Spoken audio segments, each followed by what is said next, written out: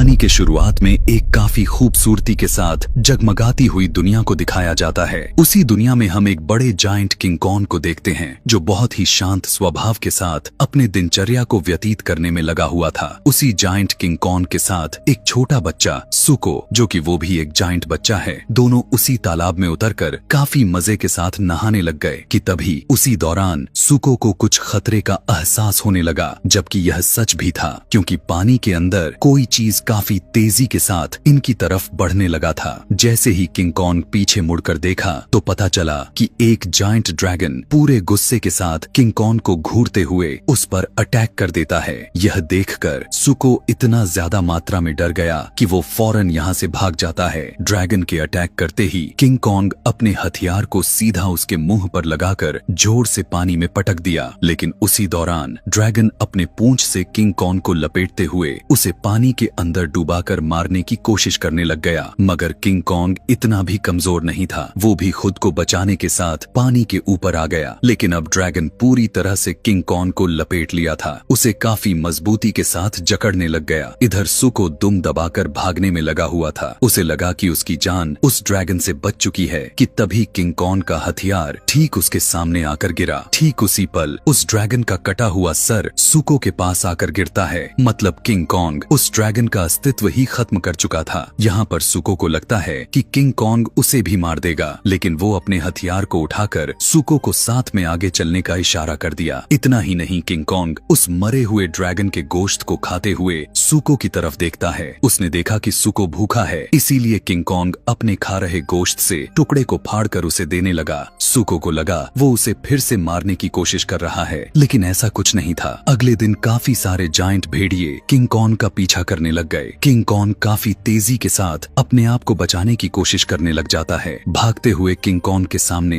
एक बड़ी सी खाई आ जाती है, लेकिन किंग कॉन्ग जोर से कूदकर उस पार चला गया। इतना ही नहीं, भेड़ियों के तादाद भी कुछ कम नहीं थे, वे भी कूद कूद कर उसका पीछा करने लग गए। लेकिन किंग कॉन्ग के लिए मुसीबत तो तब बन गई जब उसके सामने से पहाड़ ही खत्म हो गया। अब यहाँ पर किंग कॉन्ग का बच पाना मुमकिन ही नहीं, नामुमकिन लग रहा है। भेड़ियों का झुंड अपने बड़े बड़े दांतों के साथ किंग कॉन्ग को चबाने के लिए तैनात हो गए। उसी टाइम जैसे ही एक भेड़िया आगे बढ़कर किंग कॉन्ग को खाने की कोशिश की, लेकिन वो नीचे खाई में गिर जाता है। उसी टाइम किंग कॉन्ग एक बड़े से पेड़ की लकड़ी को उठाकर उस खाई में फेंक दिया, जिससे सारे भेड़िए उसी पत्थरों के नीचे दब दब कर मारे जाते हैं। दरअसल इन भेड़ियों का अस्तित्व ही खत्म करने के लिए किंग कॉन्ग ने यहाँ इनके लिए एक बड़ी सी ट्रैप लगाया हुआ था। मगर तभी किंग कॉन्ग देखता है कि कुछ भेड़िए अभी भी जिंदा हैं। अब क्योंकि उसका प्लान तो फेल हो चुका था, इसीलिए उसके पास पड़ा हुआ एक भेड़िए को उठाकर उसे बीच से ही चीर देता है, जिससे उसका सारा ग्रीन कलर का खून उसके बॉडी पर गिर गए। यह देखने के बाद बचे हुए सारे भेड़िए की हवा टाइट हो जाती है, क्योंकि किंग कॉन्ग का तांडव रूप उनके सामने था और वो दुम दबाते हुए भाग खड़े हुए। अब क्योंकि किंग कॉन्ग पूरी तरह खून से सना हुआ था, इसीलिए वो नहाकर उस भेड़िए को खाने के लिए जैसे ही बैठा, उसी टाइम एक बड़ा सा छिपकली जैसा क्रिएचर उसके खाने को छीन लेता है। उसी दौरान काफी जोर जोर किसी क्रिएचर की आवाज किंग कॉन्ग को सुनाई दिया, इसीलिए अब उसका भी अस्तित्व खत्म करने उसे मारने के लिए निकल पड़ा। लेकिन बाद में पता चला कि एक मेंढक बेफालतू का अपने गले का नसें फाड़ रहा है कि तभी किंग कॉन्ग नीचे बैठकर रोने लगा, क्योंकि उसकी ऊपरी वाली एक दांत सड़ने की वजह से उसे बहुत ही दर्द पहुंचा रही थी। दूसरे सीन में हमें एलन एंड्रूज नाम की लेडी को दिखाया जाता है, जो बताने लग गई कि हम होलो अर्थ के सिर्फ 5% ही नक्शा बनाने में सक्षम हो पाए हैं। दरअसल वो हमारे इस धरती की बात कर रही है, जिसके अंदर इंसानों के थ्रू होलो अर्थ बनाया गया है, जहाँ पर अभी इस टाइम किंग कॉन्ग रह रहा है। यानी वो कॉन्ग के लिए स्पेशल घर की तरह ही बनाया गया है, जहाँ पर वो आराम से रह सके। वो अपने ही नस्ल का आखिरी प्रजाति है, जो हर रोज अपने लोगों के तलाश में निकलता रहता है, जो कि उसे कभी भी नहीं मिलने वाला। इंटरव्यू के दौरान इलेन बताती है कि धरती की सतह के ऊपर गॉडजिला भी है। उसके इंटरव्यू के दौरान अचानक शहर के अंदर एक बड़ा सा सिला नाम की टाइटन स्पाइडर अटैक कर देता है। इटली के रोम सिटी में टाइटन स्पाइडर का पैर लोगों के बीच गिरा। लोग इधर उधर भागने लग गए, लेकिन तभी उसकी भनक गॉडजिला को लग जाती है और वो फौरन से समुद्र से निकलकर जोर जोर से चिल्लाने लग गया। इधर उसे देखकर टाइटन स्पाइडर भी अपनी मुंह का जबड़ा फाड़ते हुए तैनात हो चुका था। दोनों काफी तेजी से आगे बढ़ते हुए एक दूसरे से लड़ने लग गए। पहले तो गॉडजिला स्पाइडर को उठाकर घर के ऊपर फेंक देता है और फौरन से उसके ऊपर चढ़कर उसे मारने की कोशिश करने लगा, लेकिन टाइटन स्पाइडर को पता चल गया था कि अब उसकी खेल खत्म होने वाली है। इसीलिए वो अपने मुंह वाले टेंटिकल्स से गॉडजिला के मुंह को दबाए रखता है, लेकिन इस बार गॉडजिला अपने रेडिएशन वाले पावर को यूज करते हुए उसका खेल ही खत्म कर देता है। उसे वहीं पर मौत के घाट उतार दिया। अगले सीन में मोनार्क नाम के एक एकेडमी को दिखाया गया, जहाँ पर जिया नाम की बच्ची को अपने क्लास में नींद में जाते हुए देखते हैं। दरअसल वो नींद में नहीं, बल्कि जिया को पहले की तरह विजन दिखना शुरू हो चुका था। टीचर को जब पता चला तो वो सीधा इसकी शिकायत उसकी मॉम से कराती है, क्योंकि टीचर के नजरिए से जिया के अंदर कुछ बीमारी के सिम्टम्स थे। लेकिन उसके विजन के दौरान जिया पेपर पर जो चित्र बनाई थी, वही सीन जिया के मॉम के साथ मोनार्क आउटपोस्ट 1 यानी हॉलो अर्थ वाली बेस के अंदर हुआ था। अचानक से सारे मशीन के साथ साथ उनके कंट्रोल सिस्टम ही बिगड़ने लग जाता है। दरअसल यह पूरा दहशत उन्हीं वजह से हुआ था, जहां हॉलो अर्थ में कॉन्ग उन टाइटन भेड़ियों को मारा था और उनके ऊपर पत्थर गिरने से हुआ था, जबकि ऐसा कुछ इनके साथ पहली बार था जो इस तरह से हो रहा था। वहीं दिखाया गया जहां पर अब गॉडजिला काफी गहरी नींद में सो रहा था। असल में वो इसलिए सो रहा है क्योंकि वो अपने एनर्जी को बचा रहा है ताकि आगे चलकर काम आ सके। रात में इलेन जिया के विजन वाले बनाए हुए चित्र को देखकर पहचान जाती है कि दुनिया खतरे में आ चुकी है, क्योंकि उसी रात बेस के अंदर होलो अर्थ से एक बड़ा सा टाइटन बाहर निकल आया था। लेकिन यह बात इलेन को नहीं पता था। बस उसे यह लग रहा था कि यह सिग्नल धरती के अंदर से आ रहा है और इसी को पता करने के लिए वो बर्नी नाम के आदमी को चलने के लिए हायर करती है, क्योंकि वह टाइटन्स घटनाओं को इन्वेस्टिगेट करने में काफी माहिर है। कि तभी अचानक से गॉडजिला नींद से जाग जाता है और वो शहर से निकलकर वहां से जाने लग जाता है। दरअसल वो समुद्र के अंदर जा रहा था। इस बारे में किसी को कुछ नहीं पता कि वो ऐसा क्यों कर रहा है। कि तभी होलो अर्थ के एक्सेस पॉइंट से कॉन्ग धरती के सतह पर आ जाता है। जिया देखती है कि कॉन्ग पूरी तरह दर्द से लथपथ हो चुका है। इलेन भी अब पूरी बात को समझ चुकी थी कि उसके दांत सड़ रहे हैं, इसीलिए वो बड़े बड़े मशीनों के साथ कॉन्ग का ट्रीटमेंट करने का ऑर्डर्स दे देती है। एक बड़ी सी शिप से ट्रैपर नाम का आदमी सीधा कॉन्ग के दांत के ऊपर लैंड करता है और उसके दांत में हुक लगाते हुए उसका दांत को उखाड़ फेंकता है, जिससे कॉन्ग अब जाकर सुकून का सांस लिया। इतना ही नहीं, बल्कि उसकी दांत की जगह एक मेटल का दांत फिक्स कर दिया जाता है, जिससे अब कॉन्ग काफी खुश दिखाई दे रहा था। कि तभी कॉन्ग जिया की तरफ देखा, जिसे इशारों में जिया उसे बात करने लग गई। उसी टाइम बर्नी इलेन के पास आकर अपने बनाए हुए पैटर्न को देखते हुए एक थ्योरी निकालता है, जिससे उसे ऐसा लगा कि धरती के अंदर से किसी की मदद की पुकार है और इसी वजह से गॉडजिला नींद से उठकर वहां से समुद्र के अंदर चला गया। और यही वजह है कि इलेन की बेटी जिया को भी विजन में यह बनाए गए सिंबल्स दिखाई दे रहे हैं। दरअसल इस सिंबल का मतलब हेल्प था, जो इंसानों से मांगी जा रही थी। इसीलिए इलेन ट्रैपर, बर्नी, मिकेल के साथ अंदर जाने लग गई। लेकिन इलेन यह पता लगाना चाहती थी कि वो कौन हैं जो इस तरह से हमें पुकार रहे हैं। साथ ही इलेन अपनी बेटी जिया को भी अपने साथ लेकर जाती है। उनके शिप के साथ मोनार्क एक्सेस पॉइंट वाले पोर्टल के अंदर कॉन्ग भी कूद जाता है, जिसके जरिए सभी काफी तेजी के साथ अंदर जाने लग गए। यह देखकर बर्नी की हालत ही खराब हो जाती है। उसका हाथ पिघलने लग जाते हैं, लेकिन पलक झपकते ही होलो अर्थ के अंदर आ जाते हैं, जहां कॉन्ग काफी तेजी के साथ भागने लगा। उनकी शिप वहां के क्रिएचर के साथ एडजस्ट हो जाती है, यानी उनकी जहाज गिरगिट की तरह रंग बदलने में माहिर थी। दरअसल इन क्रिएचर से कोई खतरा नहीं था, लेकिन अगर किसी वजह से इन्हें गुस्सा दिलाया तो वे बायो इलेक्ट्रिसिटी के झटके देने में काफी माहिर हैं। खैर 100 किलोमीटर की दूरी तय करने के बाद वे सभी उसी बेस के पास आ जाते हैं, जहां पर वो बड़ा सा टाइटन पहाड़ को तोड़ते हुए बाहर निकला था। लेकिन वो कौन था, क्या था, इस बारे में कोई खबर नहीं थी। कि तभी इलेन की नजर बड़ी सी दीवार पर गया, जहां एक बड़ा सा हाथ का निशान बना हुआ था। उसे देखकर इन्हें पता चल जाता है कि यह कॉन्ग की हरकत तो बिल्कुल भी नहीं हो सकती। धरती के ऊपर बेस के अंदर सभी को पता चल गया था कि गॉडजिला समुद्र से होता हुआ धरती के दूसरे सतह पर पहुंच चुका है।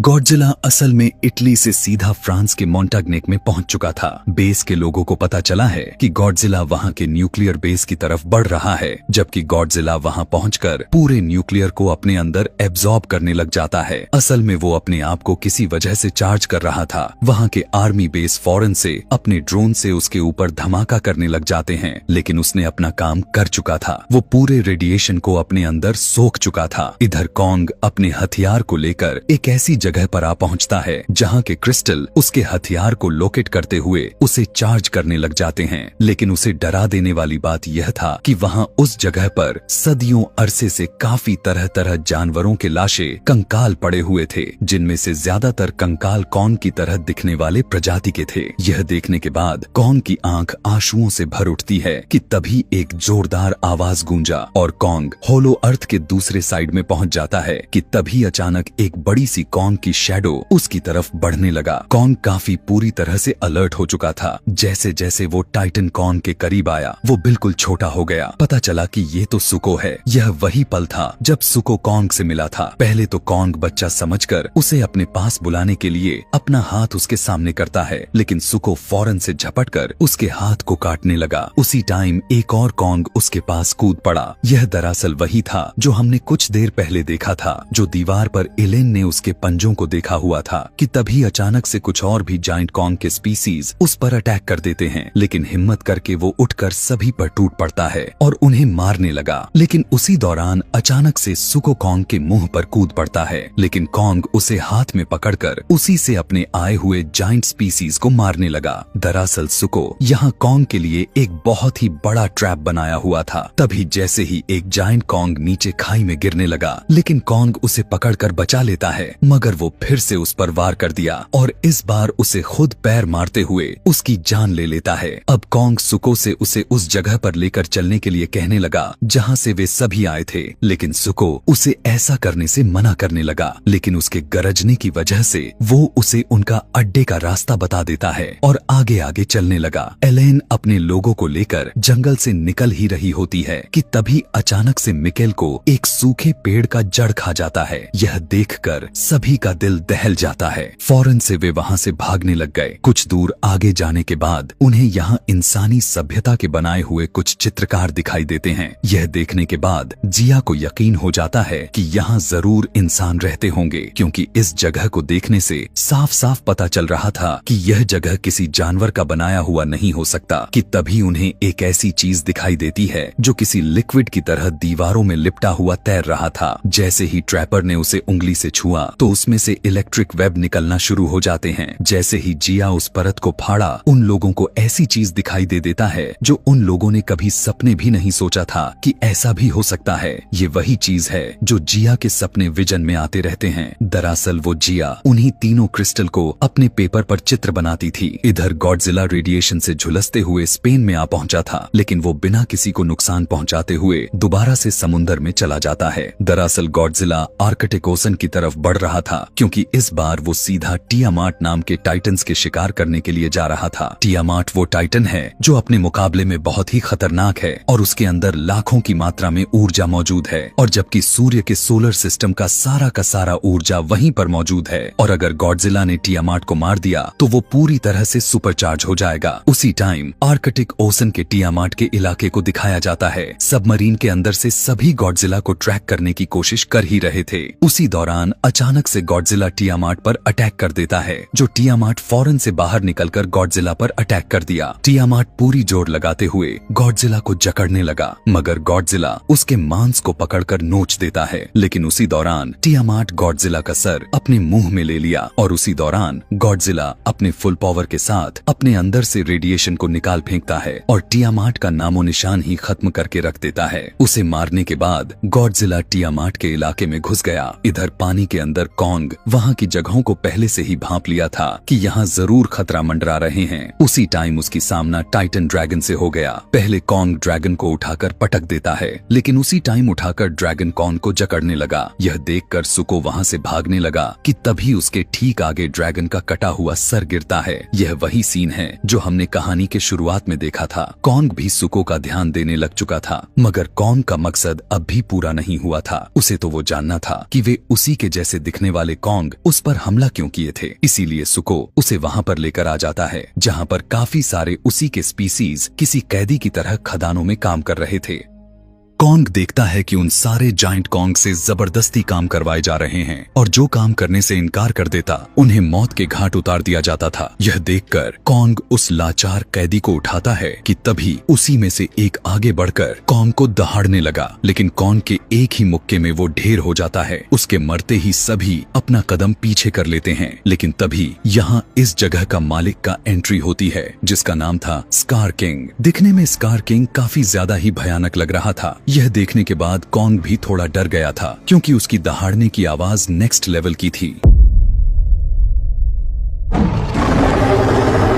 स्कार किंग कॉन्ग के पास आकर उसके दांत को चेक करता है और इस तरह से हंसने लगा जैसे कोई उसे बहुत ही फनी जोक सुना गया हो। दरअसल स्कार किंग वही दरिंदा है जो मोनार्क बेस को तबाह करने और कॉन्ग को मारने के लिए भेजा था। लेकिन दोस्तों, अब अपनी कुर्सी की पेटी बांधकर तैयार हो जाओ क्योंकि अब होगा मौत का नंगा नाच। अचानक से स्कार किंग अपने बॉडी पर लगा हुआ क्रिस्टल को निकालकर गोल गोल नचाने लग गया और उसी से कॉन्ग पर अटैक कर देता है। तेजी से स्कार किंग कॉन्ग के ऊपर चढ़कर उसे गले से दबोचकर बह रही आग के मलबे में फेंकने की कोशिश करने लगा। यह देखकर सुको को समझ आ चुका था कि कॉन्ग का बच पाना ना के बराबर है, मगर तभी कॉन्ग स्कार किंग को जोर से नीचे पटक दिया और जोरदार दहाड़ लगाने लगा। लेकिन अब स्कार किंग वो घिनौनी चाल चलता है जिसका उसे काफी बरसों से इंतजार था। वो अपने हाथ में लिया हुआ क्रिस्टल की चाबुक से एक बहुत ही बड़ा जानवर को बाहर निकाला जिसे आज से कभी इस धरती पर देखा ही नहीं गया था। उसके बाहर आते ही वहाँ की जगह फ्रिज होना शुरू हो जाते हैं। इस क्रिएचर का नाम था शिमो। स्कार किंग उसे बंदी बनाकर अपने हाथ में लिए उसके क्रिस्टल चाबुक से उसे कंट्रोल में रखता था। उसके कमांड देते ही वो कॉन्ग पर व्हाइट कलर का लाइट उगलने लग गया जिससे कॉन्ग का एक हाथ बहुत ही ज्यादा मात्रा में इंजर्ड हो चुका था। अब क्योंकि स्कार किंग उसकी जान ही ले ले, उसी दौरान सुको कॉन्ग को भाग जाने का रास्ता दिखाने लगा और वो फौरन से यहाँ से निकल गया। लेकिन स्कार किंग अपने सभी साथी को उसके पीछे लगा देता है। इधर उस इंसानी सभ्यता को एक्सप्लोर करते हुए जिया कहने लगी कि हम यहाँ अकेले नहीं हैं। कि तभी अचानक से अजीब से दिखने वाले लोग उन्हें चारों तरफ से घेर लेते हैं, लेकिन वे सभी उन्हें मारते नहीं क्योंकि उन्होंने जिया को देख लिया था। अंदर की माहौल को देखने के बाद सभी के दिमाग ही हिल जाता है क्योंकि यह पूरा सीन एकदम लाजवाब था। यहाँ के लोग बिल्कुल भी नहीं बोल रहे थे, वे सभी टेलीपैथिक स्पिरिचुअल कनेक्शन से बात कर रहे होते हैं। दरअसल उनका इमोशन सीधे दिमाग से कनेक्ट था। यहाँ की ईवी क्वीन अपने लोगों को ऑर्डर्स दिया और जिया को लेकर जाने लगे। जिया भी मानकर उस क्रिस्टल के ऊपर चली जाती है। दरअसल इस पिरामिड की तरह दिखने वाला क्रिस्टल के ऊपरी परत ही वो जगह था जहाँ से सिग्नल भेजा जा रहा था और जिया ही एक ऐसी इंसान थी जिसे विजन दिखाई दे रहे थे। अंदर जाने के बाद इलेन पूरी बात समझ जाती है कि ईवी के लोग उसे क्या बताना चाह रहे हैं। वो सभी को बताने लगी कि बहुत समय पहले स्कार किंग नाम का दरिंदा एक बहुत ही बड़ा जंग छेड़ दिया था क्योंकि उसने टाइटन्स और एप्स पर राज करने की कोशिश की थी, लेकिन गॉडजिला ने उसके पूरे ट्राइब को इसी होलो अर्थ के नीचे दफन कर दिया था। और उसी दौरान इलेन को यह भी बात समझ में आ जाता है कि स्कार किंग अब बाहर निकलने की कोशिश कर रहा है और जो उन्हें सिग्नल मिले थे उसी के वजह से थे और इसीलिए गॉडजिला अग्रेसिव में आकर अपनी पूरी तैयारी करने में लगा हुआ है और स्कार किंग शिमो उसके दर्द के जरिए अपने काबू में रखता है क्योंकि शिमो की शक्तियों ने ही आइस एज से पृथ्वी को घेर कर रखा हुआ था। अब क्योंकि कॉन्ग इस होलो अर्थ के अंदर अपने अकेले होने से काफी अपसेट था, इसीलिए अपने लोगों की तलाश में इस होलो अर्थ के और भी गहराइयों में जा रहा है। मगर इस बार स्कार किंग के सारे साथी उसका पीछा करने लग गए। कॉन्ग अब क्योंकि पूरी तरह से इंजर्ड हो चुका था, इसीलिए वो भागते भागते रास्ता ही भटक जाता है और उन दरिंदों के बीच घिर गया। यहाँ पर अब उसका बचना नामुमकिन के बराबर था कि तभी उनमें से एक देखता है कि उनके लिए कॉन्ग ने ट्रैप लगाया हुआ है और वो उसे लांघते हुए उसकी तरफ बढ़ने लगे। लेकिन कॉन्ग भी यहाँ हार नहीं मानता कि तभी अचानक से ऊपर की पहाड़ टूटकर इनके ऊपर ही गिर जाते हैं, जिसके अंदर सारे के सारे दबकर मारे गए और कॉन्ग की जान बच जाती है। दरअसल वो पत्थर किसी और ने नहीं बल्कि सुको ने गिराया था। यह देखकर कॉन्ग सुको के लिए काफी ज्यादा ही खुश हो जाता है, लेकिन अब कॉन्ग पूरी तरह से बीमार हो चुका था। वो चलने लायक बिल्कुल भी नहीं था, इसीलिए वो ईवी लोगों के पास पहुंच जाता है। असल में कॉन्ग ने जिया को सेंस कर लिया था। अब जब जिया देखती है उसकी हाथ काफी ज्यादा ही खराब हो चुकी है, तब ट्रैपर फौरन से उसकी इलाज के बारे में सोचने लग गया। यहाँ पर वो एक ऐसी डिवाइस के बारे में डिस्कशन करने लग गए जो कॉन्ग ने कभी उस बारे में सोचा भी नहीं होगा। फौरन से ट्रैपर उसके लिए बहुत ही जायंट लोहे का ग्लव्स लाकर कॉन के हाथों से अटैच कर देता है, जिससे इससे कॉन को थोड़ा दर्द तो हुआ, लेकिन उनके दवाइयों से कॉन्ग ठीक हो जाता है और अपने इस नए हाथ को पाकर इस बार कॉन्ग विलन लुक में हंसता है और दहाड़ते हुए जोर से जमीन पर पटक कर मारता है। मतलब उसे यह तरकीब काफी ज्यादा ही पसंद आई थी। लेकिन सबसे बुरी वाली बात यह था कि स्कार किंग शिमो पर सवार होकर इंसानी सभ्यता को खत्म करने आगे बढ़ चुका है। लेकिन आर्कटिक ओशन के अंदर से गॉडजिला काफी अग्रेसिव मूड में बाहर निकल गया और अब वो पूरे तरीके से सुपरचार्ज हो चुका था कि तभी सुको कॉन के पास आकर उसे बताने लगा कि स्कार किंग शिमो पर सवार होकर अपने साथियों के साथ इधर ही आ रहा है। तभी जिया कॉन्ग से कहती है कि गॉडजिला यहाँ तब तक नहीं आ सकता जब तक कॉन्ग उसे खुद यहाँ ना लाए। इसीलिए वो फौरन से गॉडजिला को लाने के लिए धरती के ऊपर जाने लगा। अब क्योंकि इन दोनों में यानी कॉन्ग और गॉडजिला के आपस में कभी नहीं बनती थी, तो वो उसे कंट्रोल कैसे करेगा? यही तो इस सीन का असली राज है जो हम देखने वाले हैं। जैसे वही कॉन्ग एक्सेस पॉइंट के अंदर कूदा तो सीधा इजिप्ट के धरती से निकलता है। वहीं पर गॉडजिला भी मौजूद था। उसे देखते ही गॉडजिला पानी में कूद जाता है और फौरन से आगे बढ़ते हुए इजिप्ट के शहरों में घुस गया। यहाँ दोनों फूल अग्रेसिव मूड में थे, लेकिन कॉन्ग गॉडजिला को एक्सेस पॉइंट के थ्रू हॉलो अर्थ के अंदर लेकर जाना चाहता था। उसी टाइम गॉडजिला आगे बढ़कर कॉन्ग पर हमला कर देता है और बहुत ही जोर से कॉन्ग को उठाकर पटक दिया। लेकिन कॉन्ग ने जब देखा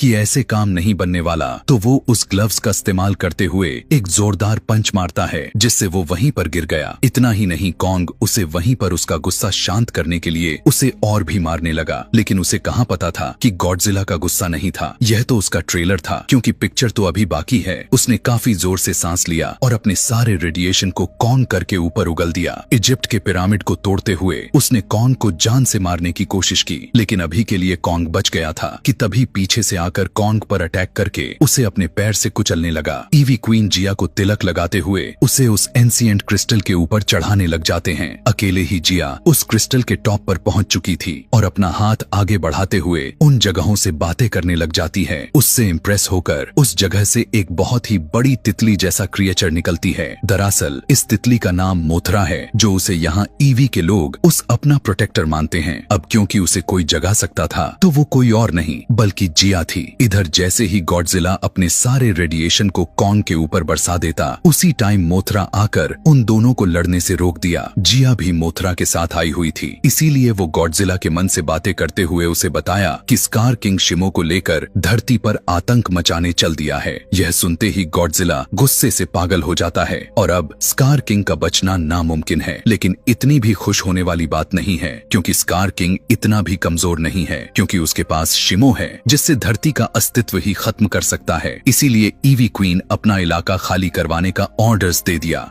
ऐसा करने के बाद वहाँ के पवित्र जगहों पर रेड कलर की लिक्विड जैसे पदार्थ को गिराते हैं। यह देखकर बर्नी उन्हें बताते हुए कहने लगा कि इस केमिकल रिएक्शन यह लिक्विड मेटल बन जाता है, एक इंजीनियरिंग मैकेनिज्म जिससे दोनों इलेक्ट्रोमैग्नेटिक पर एक साथ फोर्स पड़ने से एक एंटी ग्रेविटी शॉक वेब निकलती है। लेकिन यह ग्रेविटी कुछ ही टाइम तक चलने वाली थी कि तभी स्कार किंग आ जाता है और दोनों क्रिस्टल को आपस में मिलने से पहले ही स्कार किंग शिमो के ऊपर चढ़कर उसे कमांड देते हुए क्रिस्टल को फ्रिज कर देता है। स्कार किंग उसे इसलिए रोका क्योंकि उसने यह नहीं चाहता था कि धरती पूरी तरह से स्थिर रहे, बल्कि उसकी मकसद तो यह था कि वो पूरे धरती पर मौत का नंगा नाच करे। कि तभी उसी दौरान स्कार किंग देखता है कि पोर्टल से निकलकर कॉन्ग उसके पास आ चुका है। इतना ही नहीं, पूरे गुस्से के साथ गॉडजिला भी उसे उसकी नानी याद दिलाने आ जाता है। स्कार किंग शिमो को कंट्रोल में लेकर आगे बढ़ा और कॉन्ग और गॉडजिला के ऊपर चढ़ गया।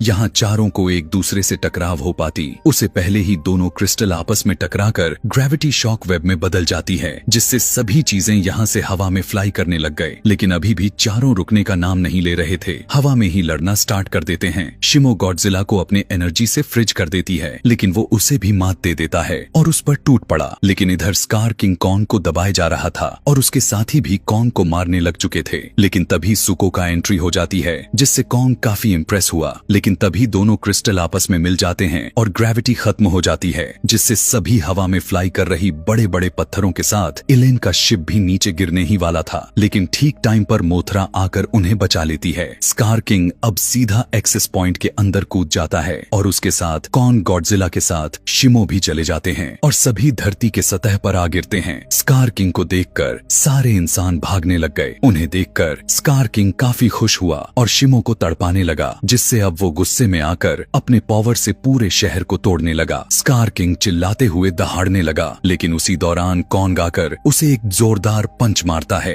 जिससे उसकी कार जितनी बड़ी दांत टूटकर जमीन पर आ गिरा, जिसे देखकर कॉन्ग खुद को शाबाशी देता है। वहीं दूसरी तरफ शिमो गॉडजिला से लड़ने लग चुकी थी। पहले तो शिमो कॉन्ग को अपने मुंह में दबाते हुए उसे झंझोरने लगा, जिसे बड़े बड़े बिल्डिंग किसी लकड़ी की तरह टूट जाते हैं। लेकिन अब गॉडजिला का कल की रूप बाहर आ चुका था। वो अपने सारे सुपर रेडिएशन को स्कार किंग के ऊपर उगलने लगा और उसे पटक पटक कर मारने लगा। इतना ही नहीं, बल्कि उसके क्रिस्टल जिससे वो शिमो को कंट्रोल करता था, उसे तोड़कर उसके रस्सी से अलग कर देता है। इधर शिमो भी कॉन्ग को फ्रिज करने पर तुली पड़ी थी, लेकिन गॉडजिला उस पर वार कर देता है, जिससे कॉन्ग आजाद हो गया और शिमो के क्रिस्टल को लेने की कोशिश करने में लग गया। मगर स्कार किंग ऐसा कहां होने देने वाला था। अब क्योंकि होलो अर्थ से बाहर आते वक्त कॉन्ग का हथियार अंदर ही फंस गया था, इसीलिए सुको उसे लेकर कॉन्ग के पास आ पहुंचा और फौरन से आगे बढ़कर शिमो के क्रिस्टल को तोड़ देता है, जिससे एक जोरदार धमाका हुआ। स्कार किंग के साथ सुको हवा की तरह दूर आ गिरे। अब शिमो पूरी तरह से आजाद हो चुकी थी। इसीलिए अब क्योंकि शिमो की क्रिस्टल को सुको ने तोड़ा था, इसीलिए गुस्से में आकर स्कार किंग सुको को उठाकर पटकने लगा। लेकिन तभी कॉन्ग उसे धूल चटा देता है और फौरन से आगे बढ़कर उसे गले से पकड़कर उठा लिया। गॉडजिला एक दहाड़ लगाकर शिमो को गाइड किया, जिससे अब शिमो खुद ही अपने पावर से स्कार किंग को फ्रिज कर देती है और कॉन्ग उसे जोर से पटककर उसका नामो निशान ही खत्म कर दिया। यह देखकर गॉडजिला के साथ कॉन्ग भी हीरो स्टाइल में एटीट्यूड दिखाता है। उसी दौरान मोथरा के साथ जिया आती है, जिसे देखकर इलेन काफी खुश होती है। अब क्योंकि जिया इलेन की अडॉप्ट की हुई बेटी थी, लेकिन सगी बेटी से कम भी नहीं थी। मोथरा भी वहीं पर चली जाती है जहां से आई थी और उन क्रिस्टल वाले दरवाजे को फिर से बंद कर दिया। गॉडजिला भी दोबारा से सोने के लिए चला जाता है। कॉन्ग भी सुको और शिमो के साथ दोबारा से होलो अंदर चला आता है और अपने लोगों के साथ मिलकर वहां का राजा बन जाता है। और इसी सीन को दिखाते हुए हमारे दिल को खुश कर देने वाली दमदार मूवी यहीं पर खत्म हो जाती है।